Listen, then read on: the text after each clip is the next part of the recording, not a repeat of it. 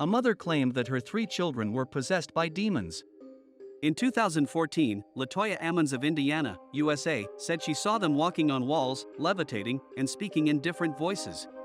But Mrs. Ammons wasn't the only one she believed she was possessed with.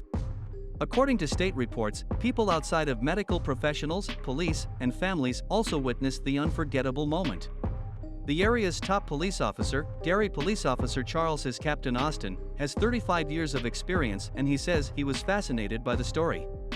A local newspaper, the Indianapolis Star, described itself as a believer after visiting the home and interviewing Ms. Ammons and her family.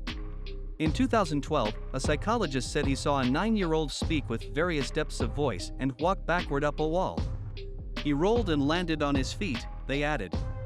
This report outlines other events that may have been observed by medical professionals. The children's names have been removed from the paper to protect their identities. Medical staff reported seeing the children and hearing a 7-year-old boy growling and rolling his eyes behind his head, the report said. They watched as name blank was picked up and thrown against the wall without anyone touching it. The report also details the time a 7-year-old girl walked a wall. It also explains that her 12-year-old daughter had to have her head stitched up after a seizure. It continued, name blank, began to have a strange smile on his face, lunged at the grandmother's stomach, and repeatedly headbutted her several times until she grabbed her hand and began to pray. He spoke in a different, deeper voice, saying, "It's time to die, I'm going to kill you," and looked around the room. He gave a funny smile, held her grandmother's hand, and started walking backward behind her, holding her grandmother's hand and walking back up the wall. He rolled and landed in front of his grandmother and sat down in a chair. In another incident, a mother found her 7-year-old son talking to another boy in a closet where only he was visible.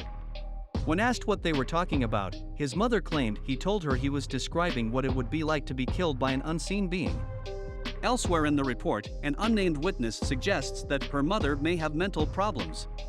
They also said that the kids are stepping up for her mother and she is encouraging her behavior.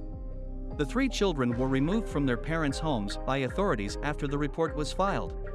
The day after the children were taken from their mothers, the hospital chaplain asked Reverend Mike Maginot to perform an exorcism on the children and their mothers. According to official Indiana documents, medical professionals and non-family members were also eyewitnesses to the bizarre events and were unable to provide a firm explanation.